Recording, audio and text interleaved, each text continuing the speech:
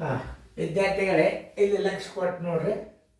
ಒಂದು ಹಳ್ಳಿಯ ಜನಸಂಖ್ಯೆ ಮೊದಲನೇ ವರ್ಷ 5%, ಎರಡನೇ ವರ್ಷ 6% ಹೆಚ್ಚಾಗುವುದು. ಎರಡನೇ ವರ್ಷದ ಕೊನೆಗೆ 5,565 ಜನಸಂಖ್ಯೆ ಇದ್ದರೆ ಮೊದಲನೇ ವರ್ಷದ ಪ್ರಾರಂಭದ ಜನಸಂಖ್ಯೆ ಎಷ್ಟು ಅಂತ ಕೇಳ.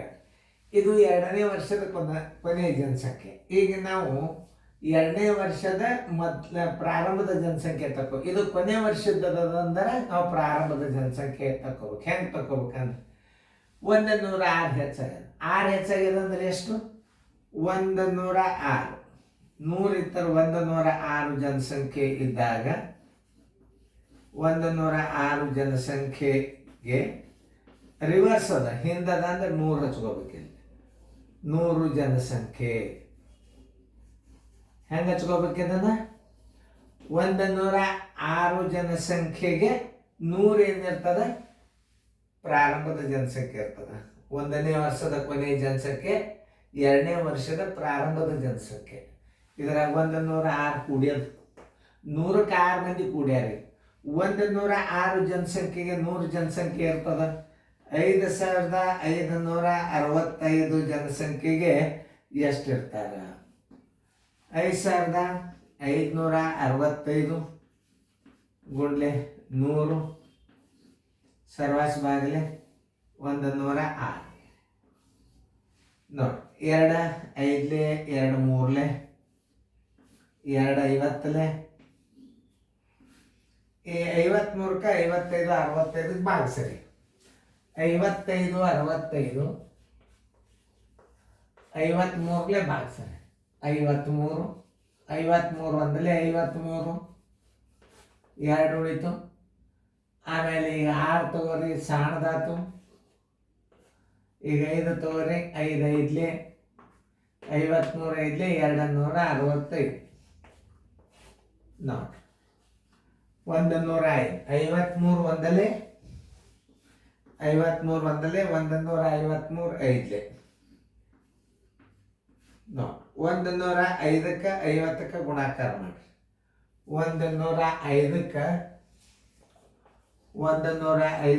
50ರಲ್ಲಿ ಗುಣಾಕಾರ ಮಾಡಿ. ಪೂಜೆವರೆಗಿಡ್ರಿ. 5 5 25 5 ಒಂದಲೇ 5 ಅಂದರೆ ಎಷ್ಟಾಯ್ತು?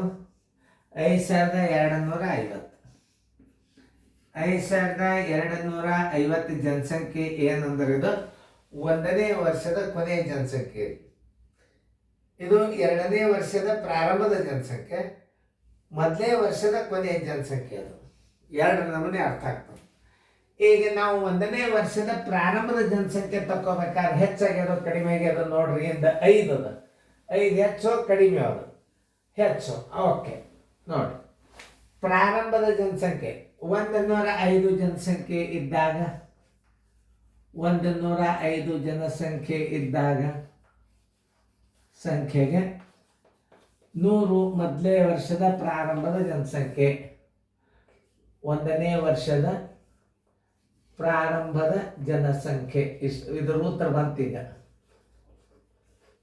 ನೋಡ್ರಿ. ಹೆಚ್ಚಾಗ್ಯದಂದ್ರೆ 105 ಜನಸಂಖ್ಯೆಗೆ 100 ಏನಂದ್ರೆ ಒಂದನೇ ವರ್ಷದ ಪ್ರಾರಂಭದ ಜನಸಂಖ್ಯೆ ಇರ್ತದೆ. 5,250ಕ್ಕೆ 5,250 ಜನಸಂಖ್ಯೆಗೆ ಎಷ್ಟಿರ್ತದೆ? 5,250 ಗುಂಡ್ಲೆ 100 ಸರ್ವಾಸ್ ಬಾಗಿಲೆ 105 ಇನ್ನೊಂದು 5 2 5 1 5 20. ಆಮೇಲೆ ಇದು 7ರಲ್ಲಿ ಭಾಗ ಹೋಗ್ತದಲ್ಲಿ ಹೆಂಗೆ ತಿಳ್ಕೊಬೇಕು? 21ರಲ್ಲಿ ಭಾಗ ಹೋಗ್ತದಿಲ್ಲ ನೋಡ್ರಿ. 21 2 42, 21 1 21 2 42, 10 ಉಳಿತು. 21 5 100. ಈ 0 ಒಂದಿಲ್ಲ ಇಟ್ಬಿಡ್ರಿ. 25 2 50 ಮುಂದೆ ಎಷ್ಟವ? 2 0. ಅಂದ್ರೆ ಒಂದನೇ ವರ್ಷದ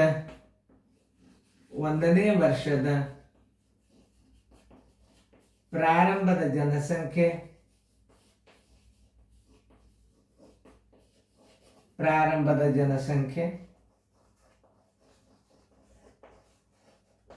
ಬರೋಬ್ಬರಿ 5,000. Answer is equal to 5000. ನೋಡ್ರಿ ಹೆಂಗೆ ಅರ್ಥ ಮಾಡ್ಕೊಂಡು ಇಲ್ಲಿ ನೋಡ್ರಿ, ಒಂದು ಹಳ್ಳಿಯ ಜನಸಂಖ್ಯೆ ಮೊದಲೇ ವರ್ಷ 5% ಇರೋದ. 105 ಇದ್ದಾಗ ಎಷ್ಟಾಗ್ತದೆ? 105 ಆಗ್ತದೆ. ಮುಂದಿನ ಜನಸಂಖ್ಯೆ ಕಂಡುಹಿಡಿಬೇಕಾದ್ರೆ 105 ಆಗ್ತದೆ. ಹಿಂದಿನ ಜನಸಂಖ್ಯೆ ಕಂಡುಹಿಡಿಬೇಕಾದ್ರೆ 105ಕ್ಕೆ 100 ಮಾಡ್ಬೇಕು, ಉಲ್ಟಾ ಮಾಡ್ಬೇಕು. 106 ಜನಸಂಖ್ಯೆ ಇದ್ದಾಗ 100 ಜನಸಂಖ್ಯೆ ಇರ್ತದೆ. 5565ಕ್ಕೆ 5250. ಇದು 2ನೇ ವರ್ಷದ ಪ್ರಾರಂಭದ ಜನಸಂಖ್ಯೆ.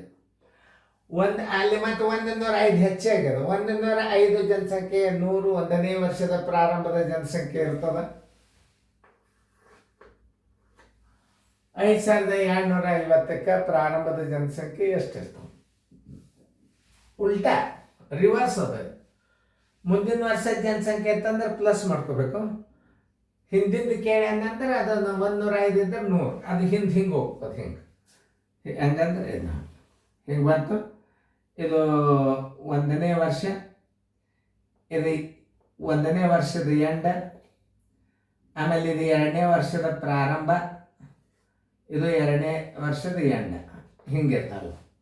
ಇದರ ಜನಸಂಖ್ಯೆ ಇಲ್ಲಿ ಬಂತು, ಇದರ ಜನಸಂಖ್ಯೆ ಇಲ್ಲಿ ಬಂತು ಅಂದರೆ ಎಷ್ಟು ಅಂತು? ಇದು 5000 ಆಯ್ತು. ಇಷ್ಟೇ ನೀವು ತಿಳ್ಕೊಬೇಕಾದ. ಎಂಡ ಫಸ್ಟ ಎರಡೇ ಅರ್ಥ ಮಾಡ್ಕೋಬೇಕು. ಭಾಳ ಒಟ್ಟ ಮಾಡ್ಕೋಬಾರ್ದು ಗಣಿತಗಳನ್ನು. ನೋಡ್ರಿ ಇಂಥವೆಲ್ಲ ಕೇಳ್ತಾನ. 3 ವರ್ಷದ ಜನಸಂಖ್ಯೆ ಕೇಳ್ಯಾನ ಸೈನಿಕ್ ಸ್ಕೂಲ್ನಾಗ. ಅವು ಬಂದಾಗ ನಿಮಗೆ ನಾ ಹೇಳ್ತೀನಿ, ಚೆನ್ನಾಗಿ ಸೇರಿದ ಬರ್ಕೊಡ್ರಿ.